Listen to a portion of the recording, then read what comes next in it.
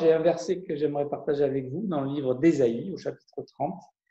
Un verset bien connu et qui, j'espère, va nous encourager dans notre marche dans cette saison. Et Ésaïe, chapitre 30, si vous avez vos Bibles et que vous voulez ouvrir dans ce chapitre, on verra plusieurs versets et on s'intéressera en particulier à ce verset, verset 15, et je vous le lis. Car ainsi a parlé le Seigneur, l'Éternel, le Saint d'Israël. C'est dans la tranquillité et le repos que sera votre salut. C'est dans le calme et la confiance que sera votre force. C'est dans la tranquillité et le repos que sera votre salut. C'est dans le calme et la confiance que sera votre force. Et donc, le contexte de ce passage dans le livre d'Ésaïe, il s'adresse à Juda, à Jérusalem en particulier, et qui se retrouve assiégé par la Syrie, avec notamment un personnage qui s'appelle Sanchérib. Et ces textes sont intéressants parce qu'ils sont mentionnés 3 fois dans la Bible. En fait, dans le livre de Rois, au chapitre le deuxième livre de Rois, au chapitre 18 et 19, en 2 Chroniques, chapitre 32, et puis aussi dans Ésaïe, chapitre 36 à 39. Donc le même événement est relaté 3 fois dans les Écritures, d'où son importance. C'est donc le siège de Jérusalem par Sanchérib, et à l'époque d'Ézéchias, et notamment Ésaïe, qui était prophète à cette époque-là. Donc la ville est dans une situation de crise, évidemment. La crainte de ce siège. Alors est-ce que lorsque il décrit au chapitre 30, Sanchérib est aux portes de la ville et qu'ils sont déjà assiégés, ou est-ce que c'est en train de se préparer et puis il voit la situation arriver, la crise arriver? Et la question c'est, où est-ce qu'ils vont trouver du secours? Vers qui ils vont se tourner? Où est-ce qu'ils vont chercher? Vers qui se tourner pour demander de l'aide? C'est les grandes questions, parce que en réalité, cette histoire nous est donnée, c'est une histoire c'est un fait historique, hein, et qui est là pour notre instruction. La parole de Dieu est claire avec ça. Dieu veut nous instruire par toutes ces histoires qui sont arrivées à son peuple et qui nous arrivent d'une manière à chacun un petit peu différente. Mais on a tous passé des saisons de crise et on passera encore des saisons de crise, qu'elles soient personnelles, peut-être à travers une relation, dans un couple qui peut être difficile, ou dans une communauté, peut-être dans une vie d'église où il y a une division, ou peut-être dans une ville. Je pense à ce qui s'est passé à Nîmes en 88 lors des inondations. Voilà, toute la ville a été affectée, toute la ville de Nîmes, certains plus que d'autres, mais tout le monde était concerné en tout cas. Ou alors que ce soit une crise nationale, lorsque j'imagine la Révolution française, où c'était la France tout entière qui a vécu des choses difficiles, tragiques. Tant pis.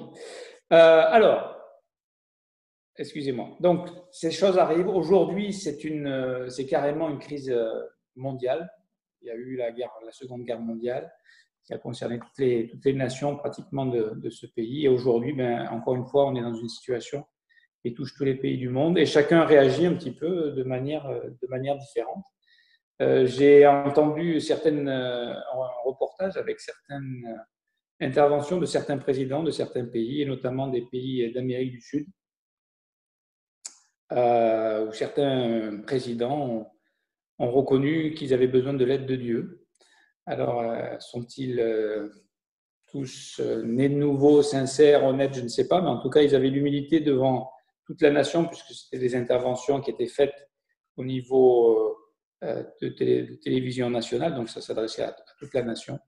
Et malheureusement, ce n'étaient que des présidents de pays d'Amérique du Sud.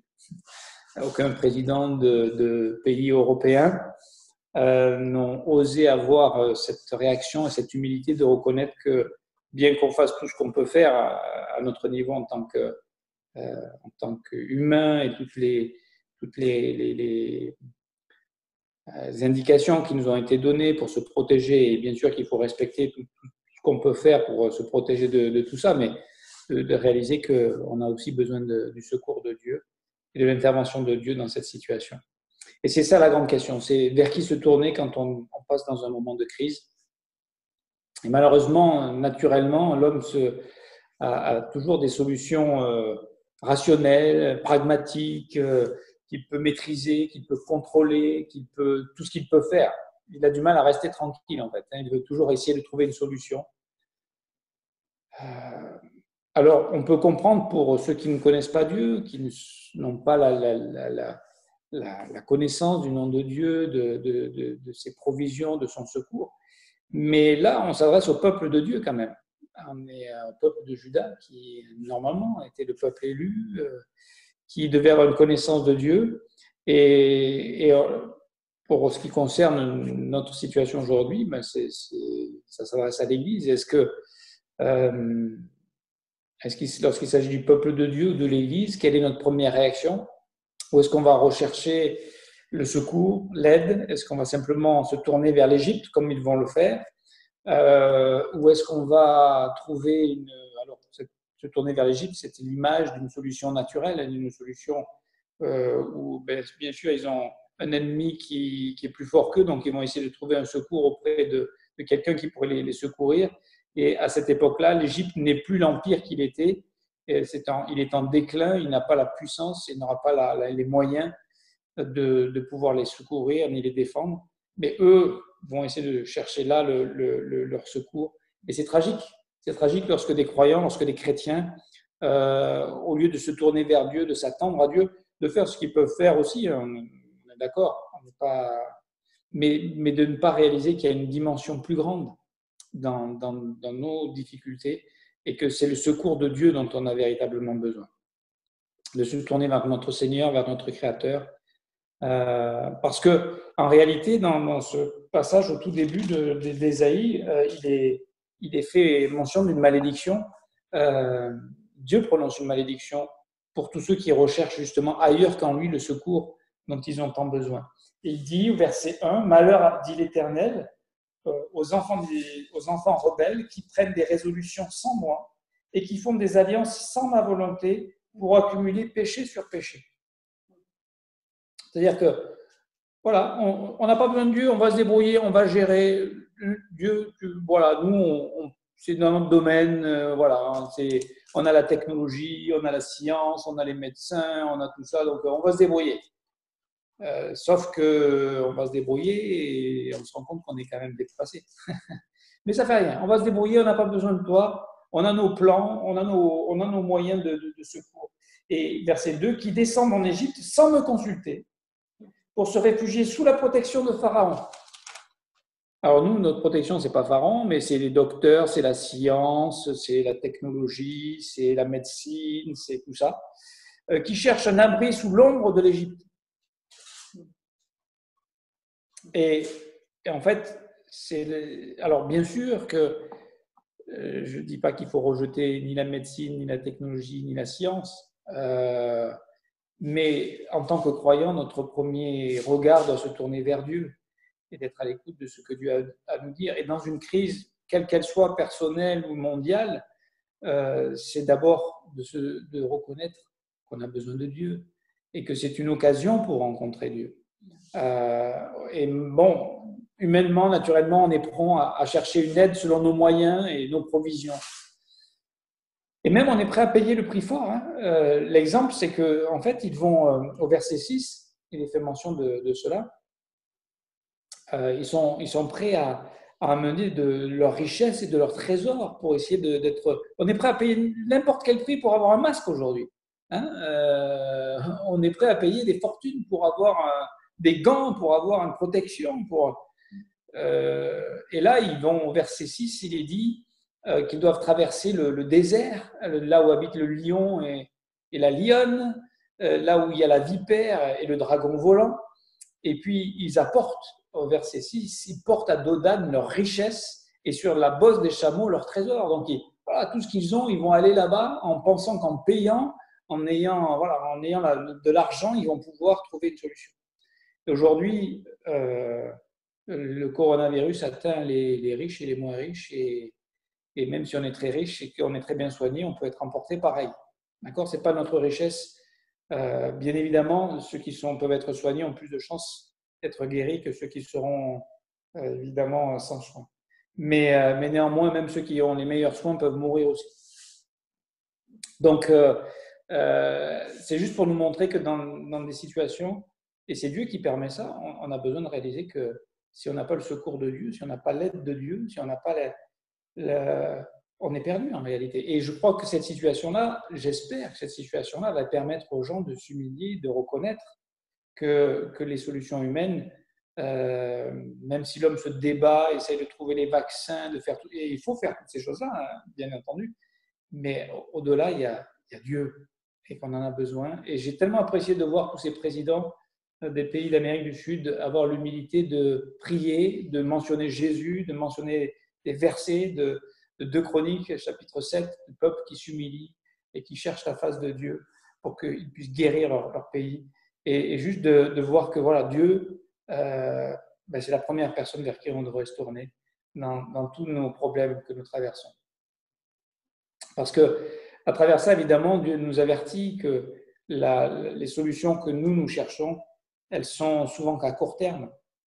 Évidemment, ce qui nous fait peur avec cette maladie, c'est qu'elle est mortelle et que même si beaucoup s'en sortent et sont guéris, quand même un grand nombre sont confrontés à la mort, hein, et évidemment perdent la vie. Et donc, c'est cette peur de la mort qui nous effraie face à cette pandémie.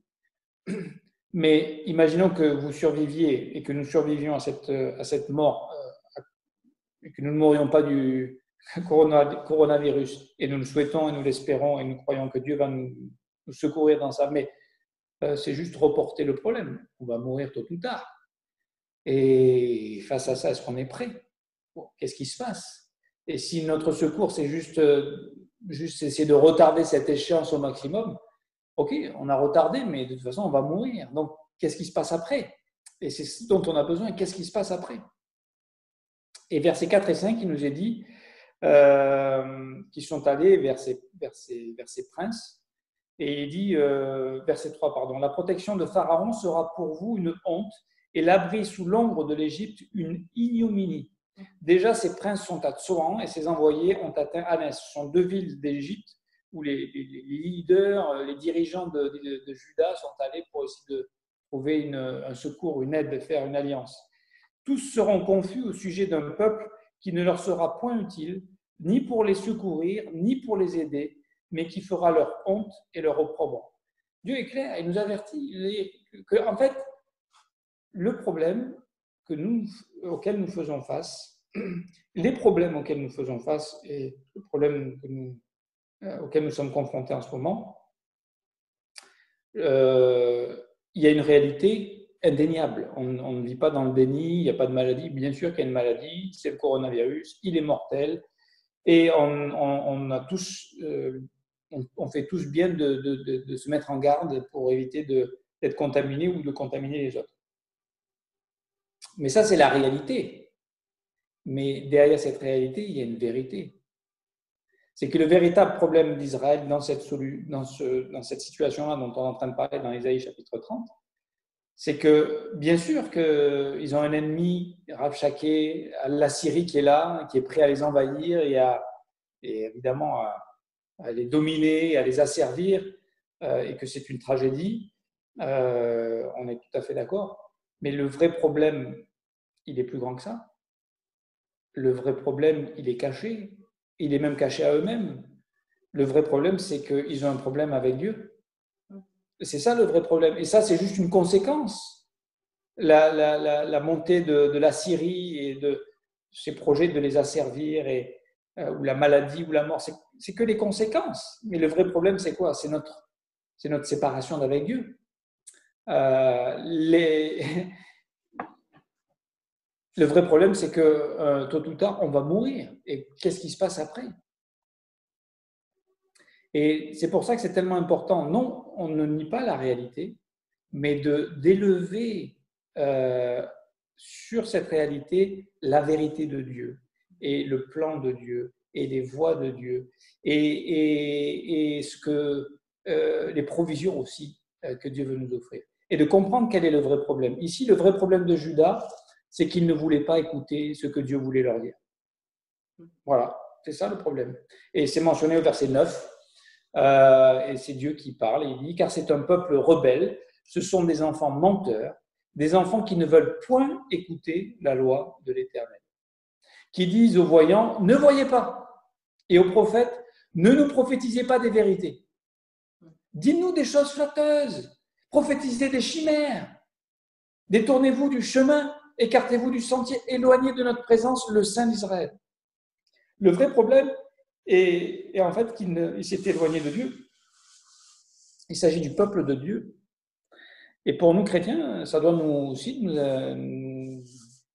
peut-être nous permettre de nous remettre un peu en question aussi à travers toutes ces situations-là. Est-ce que Dieu, est-ce qu'on ne vit pas notre vie et puis on demande à Dieu simplement de servir notre vie et nos projets et nos plans et nos voies et dès qu'il y a un problème, de couvrir nos problèmes? Est-ce qu'on est prêt à entendre ce que Dieu veut nous dire? Est-ce qu'on est prêt à entendre là où Dieu voudrait nous conduire, ce que Dieu voudrait faire avec notre vie, à comprendre quel est l'appel de notre vie, qui n'est pas juste centré sur nos désirs, sur nos passions, sur nous, mais qui est centré sur la personne de Jésus-Christ, sur son plan, sur son œuvre, sur son salut, sur sa rédemption extraordinaire. Et la difficulté, c'est que il nous arrive d'être effrayés par les problèmes et par les circonstances.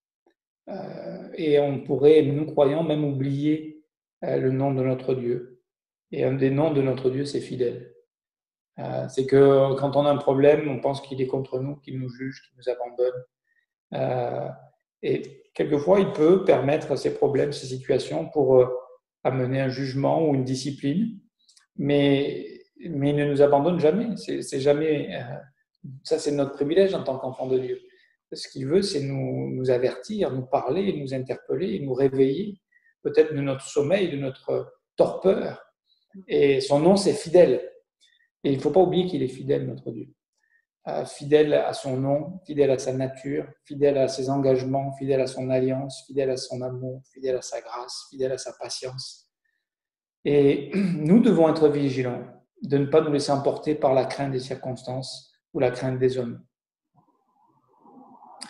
Parce que sinon, on pourrait facilement se laisser asservir par le problème, se laisser dominer par les situations, les circonstances, et oublier que notre Dieu règne sur son trône éternel, et un trône de grâce. C'est pour ça que le psalmiste nous dit, et on en a parlé dernièrement aussi, que nous devons apprendre à nous arrêter, et arrêter et sachez que je suis Dieu. Voilà, il est Dieu et il domine sur les nations, il domine sur cette situation, il est en contrôle de tout ce qui se passe aujourd'hui. Il n'est pas dépassé par la situation. Nous, on est totalement dépassés, mais lui ne l'est pas. Et une des stratégies de l'ennemi, du prince de ce monde, de ténèbres, c'est de nous empêcher d'entendre ce que Dieu a à nous dire. Et pour cela, il va essayer de voler notre tranquillité. Ces 4 mots du verset 15 d'Ésaïe 30. Il veut voler notre tranquillité, il veut voler notre repos, il veut dissiper notre calme et il veut enlever notre confiance. Parce que si nous n'avons plus cette tranquillité, ce repos, cette confiance et ce calme, nous n'aurons ni la force de découvrir et d'avoir recours au salut de Dieu. Et je ne sais pas si vous avez noté, mais nous vivons dans un monde où c'est difficile d'avoir le calme pour notre âme. C'est une société il n'y a pas de silence. Le silence, c'est comme le vide, et le vide, il faut le remplir de quelque chose. Et aujourd'hui, de s'arrêter, de méditer, de penser sur soi, de penser sur la vie, de penser à l'avenir, de penser à notre situation, les gens n'ont pas le temps pour ça. Ils ne veulent pas prendre le temps de ça. Et je crois que cette situation est peut-être l'occasion pour nous de nous arrêter, de faire un point, de faire silence et de laisser le calme. Le calme, parce que il y a comme un bruit dans notre âme tout le temps. Un bruit qui est alimenté par plein d'informations, plein de communications, plein de bruit, plein de craintes, plein de situations. Et c'est comme un bruit de fond qui fait qu'on ne peut pas s'arrêter. On ne peut pas faire silence devant Dieu. On ne peut pas se remettre en question. Il faut aller de l'avant. Il ne faut pas s'arrêter. Voilà. On a trop peur de faire un point sur nous-mêmes. On a trop peur de nous-mêmes et de notre situation. Donc, il y a toujours quelque chose qui remplit ce vide. Hein. C'est une nouvelle vidéo à regarder sur Internet, une nouvelle info à entendre quelque part. Voilà, la liste est longue. Et ce qu'il fait aussi, c'est que donc on est dans un monde qui fait qu'on a du mal à être calme. Voilà. Et pourtant, c'est notre force. C'est la force du croyant d'être calme. Et pour ça, je méditais un petit peu sur la différence entre deux personnes de la Bible. On voit leur histoire dans le livre de Samuel, c'est Saül et David. Et parce que quelquefois, on pourrait dire, mais voilà, la réalité, c'est que Saül, il dépassait tout le monde d'une tête. Je crois que c'est dans le Samuel chapitre 11. Il dit, voilà, quand il a été choisi, il était plus grand, il était le plus fort, il dominait, il avait une force naturelle énorme, Saül. D'accord ? Il avait peut-être aussi après un tempérament, un caractère. On voit la première bataille lorsqu'il encourage tout le peuple d'Israël à venir le rejoindre pour aller délivrer, je ne sais plus le nom de la ville, mais qui était asservie par les Ammonites ou les Moabites.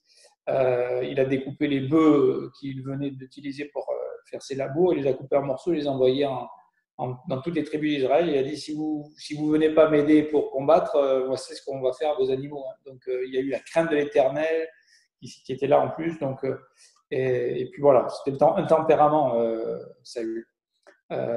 Lorsque David a essayé de prendre sa tenue et son épée pour les combattre, il ne pouvait même plus bouger tellement c'était lourd, tellement c'était. Donc voilà, il était fort, mais pas si fort que ça. David, lui, apparemment, c'était. Et peut-être on va regarder dans ces textes, mais si vous. Peut-être on n'a pas le temps de tout lire, mais vous regardez dans Samuel. Il est dit qu'il y a un mauvais esprit qui est venu sur Saül. Et donc, il avait la crainte.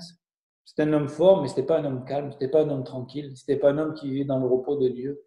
Ce n'était pas un homme qui avait une confiance en Dieu. Chaque fois, il faisait ce que Samuel lui disait, mais à moitié parce que ce n'était pas vraiment son Dieu. À la différence de David, qui lui était peut-être plus petit de taille. On ne parle pas de sa taille, on parle qu'il était beau de visage, c'est tout, qu'il était blond et qu'il était beau. Mais David était un homme fort. Et on voit ça à la fin de leur vie en particulier, ou en tout cas dans un passage à la fin de la vie de de Saül. Vous savez, lorsqu'il va à cette dernière bataille, il est tellement dans la crainte, il est tellement loin de Dieu, il s'est tellement éloigné de Dieu qu'il a perdu sa confiance en Dieu, il a perdu son repos, le repos de son âme, il n'est plus tranquille. Et il va faire quelque chose qu'il avait lui-même interdit, il va aller consulter, c'est dans 1 Samuel chapitre 28, il va aller consulter une magicienne pour demander à ce qu'elle lui fasse venir Samuel et qu'il consulte Samuel. Vous voyez dans quelle situation il était, de crainte. Et j'aimerais juste...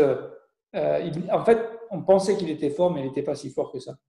Sa vraie force, la vraie force, elle est en Dieu, elle est dans ce calme, dans cette confiance. Et ça oppose, juste après, 2 chapitres après, c'est David qui, lui, se retrouve aussi dans une situation tragique. Parce que Saül, il dit qu'il était dans une extrême crainte. Où est-ce que c'est marqué dans Samuel 28 ?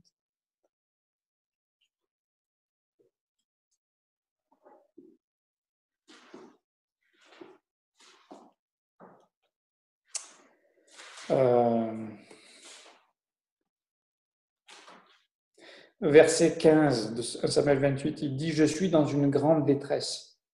Il était dans une grande détresse, d'accord? Il était dans une grande difficulté, il était dans un grand problème. Mais la solution qu'il a trouvée, c'était encore une solution naturelle. C'était une solution qui n'était pas selon Dieu, selon les voies de Dieu. David, deux chapitres plus loin, se retrouve aussi dans une grande difficulté, dans une grande... parce qu'ils sont revenus à Tiglag et leur campement a été... tout leur campement a été détruit et tout le monde a été enlevé, leurs familles, leurs enfants. Et tout le peuple avait l'amertume dans l'âme, au verset 6, à cause de ses fils et de ses filles. Et David se retrouve dans une situation de grande difficulté aussi, puisqu'ils sont prêts à le lapider, la Bible dit, hein, au verset 6. Le peuple parlait de le lapider. Donc on peut imaginer la détresse dans laquelle il était, mais lui, il avait la force. Parce qu'il est dit au verset 6, « Mais David reprit courage en s'appuyant sur l'Éternel, son Dieu. » Lui, il était fort parce qu'il avait cette confiance, parce qu'il avait cet appui, parce qu'il connaissait ce repos, parce qu'il connaissait le repos de l'œuvre accomplie, parce qu'il connaissait la nature de son Dieu, parce qu'il savait qu'il pouvait... Il y avait un problème qui était là, il ne le niait pas, le problème de Tiglag et du fait que toute sa famille avait été enlevée, c'était là. Mais où est Dieu dans tout ça? Et David a su rencontrer Dieu. C'est ce qui a fait sa force. Et c'est ce verset qui nous dit, car ainsi a parlé le Seigneur, c'est le Seigneur qui parle. C'est l'Éternel, c'est le Saint d'Israël qui nous dit, c'est dans la tranquillité, le repos que sera votre salut, c'est dans le calme et la confiance que sera votre force. Voilà où se trouve notre force. C'est que face à nos problèmes, face à nos situations, on peut rester calme. On peut rester dans le repos. Dans le repos, dans la confiance que notre Dieu est avec nous et il va nous faire traverser ça, et qu'on peut se fortifier en lui, et qu'on peut se reposer en lui, et qu'on peut rester tranquille. Et l'idée de tranquillité ici, c'est ça donne l'idée de revenir dans certaines traductions, ça donne cette idée de se repentir, de se retourner, au lieu d'être emporté dans notre façon de penser, dans nos situations, hop, on s'arrête, on revient, on se retourne vers Dieu. Attends, hop, on a oublié un instant qu'il y avait Dieu avec nous. Il y avait Dieu avec nous dans cette situation. Et c'est en fait toutes ces situations, c'est Dieu qui les permet pour qu'on s'arrête justement, et qu'on soit tranquille et qu'on puisse lui faire confiance et écouter à ce qu'il a à nous dire. Et donc, on pourrait faire la différence aussi entre, je pensais à cette histoire aussi dans Daniel, entre les trois jeunes Hébreux qui ont été mis dans la fournaise ardente et puis le roi Nebuchadnezzar y a-t-il quelqu'un de plus fort, de plus riche, de plus puissant, de plus grand que Nebuchadnezzar à cette époque-là? Personne. C'est comme César à l'époque où il était César ou n'importe quel empereur à l'époque où il dominait sur le monde. Personne ne pouvait s'opposer à lui. Et pourtant, ces trois jeunes Hébreux, ils sont calmes et confiants dans leur Dieu. Alors eux, voilà. Et là, il y a une force. Une force face à la faiblesse humaine. C'est la force de Dieu. C'est le calme de Dieu, c'est la tranquillité, c'est le repos, c'est de savoir, ok. Et ils sont tellement tranquilles que Dieu peut nous délivrer comme s'il ne nous délivre pas, mais nous, on est tranquille, on est avec Dieu. Et ça, c'est merveilleux, ça, c'est la vraie force. La force que David avait trouvée, la force que ces jeunes gens ont trouvée, la force que Dieu nous propose de découvrir dans la confiance, dans le repos, dans la tranquillité. Et aujourd'hui, la situation est ce qu'elle est. Mais nous, on peut être tranquille. On peut élever notre Dieu. On peut se reposer sur sa fidélité, sur sa nature. On peut lui faire confiance encore. On dit, ouais, non, mais Dieu n'est pas fidèle. Bien sûr que Dieu est fidèle. Bien sûr que Dieu a un plan. Bien sûr que Dieu a une provision. Il a une provision pour nous, personnelle, mais il a une provision pour l'humanité aussi. Et dans tout ce qu'il fait, c'est un plan de grâce. Ce que Dieu veut, c'est sauver. C'est qu'à travers peut-être cette intervention qui est difficile, qui est douloureuse pour beaucoup de gens, parce qu'évidemment, les gens sont frappés par la mort, mais c'était peut-être l'occasion de se remettre en question, de devenir tranquille, de se retourner, de se repentir, de revenir à ce qui est essentiel. Parce que, mes amis, on court, ce monde court, mais il ne sait pas vers où il court. Il court vers des choses vaines, il court vers des secours vains, il court vers des choses futiles, parce qu'il y a un ennemi, il y a un menteur qui les fait courir selon les convoitises de leurs pensées, et qui les égare et qui les trompe dans le mensonge. Et Dieu veut dire la vérité. Dieu est en train de parler la vérité. Et ma prière, c'est que tu donnes-nous d'entendre la vérité de ce que tu as à nous dire dans cette situation. Aide-nous à entendre ta vérité, cette vérité de grâce, cette vérité de miséricorde, cette vérité de sainteté, cette vérité de justice, cette vérité qui sera notre salut, cette vérité qui va devenir notre force et qui va nous permettre de rester calme, de rester confiant, même si peut-être quelqu'un de proche de nos familles est atteint, est touché, on est dans le repos, on est dans la confiance, on est dans la tranquillité. Et pourquoi? Parce que la fin de ce verset est tragique. C'est que, je ne l'ai pas dit tout à l'heure, c'est ce que Dieu propose, c'est ce que Dieu nous offre. Il nous offre cette tranquillité, ce repos pour découvrir son salut, ce calme et cette confiance. Donc, ce sont les choix de chaque individu pour découvrir sa force face aux problèmes. Et la réponse de l'homme face à la proposition de Dieu, c'est « mais vous ne l'avez pas voulu ». Et c'est la tragédie de l'homme pécheur, de l'homme fou, de l'homme insensé, c'est qu'il ne veut pas de Dieu. Il ne veut pas se soumettre, il ne veut pas s'humilier, il ne veut pas recourir à Dieu. Il veut rester avec ses pensées, avec son secours, avec ses moyens. Et c'est triste. Mais Dieu aura tout fait. Dieu aura tout fait. On ne pourra pas lui reprocher de ne pas avoir fait ce qu'il devait faire. C'est nous qui n'avons pas voulu. Et moi, j'aimerais nous exhorter, nous, enfants de Dieu, à simplement vouloir ce que Dieu veut. Et Seigneur, aide-nous à vouloir ce que tu veux. Aide-nous à vouloir entendre ce que tu veux nous dire. Même si peut-être ça ne nous fait pas plaisir à entendre. Mais aide-nous à plier notre volonté. Elle est déchue totalement, mais on la plie devant toi. On s'humilie devant toi. On reconnaît que tu es Dieu. Et on s'arrête. Et on s'arrête. Et on s'arrête. Et on dit merci Seigneur. Tu règnes. Et tu règnes aussi sur notre vie et sur notre cœur, que l'on soumet à ta divine volonté, à tes voies parfaites et à ton amour éternel.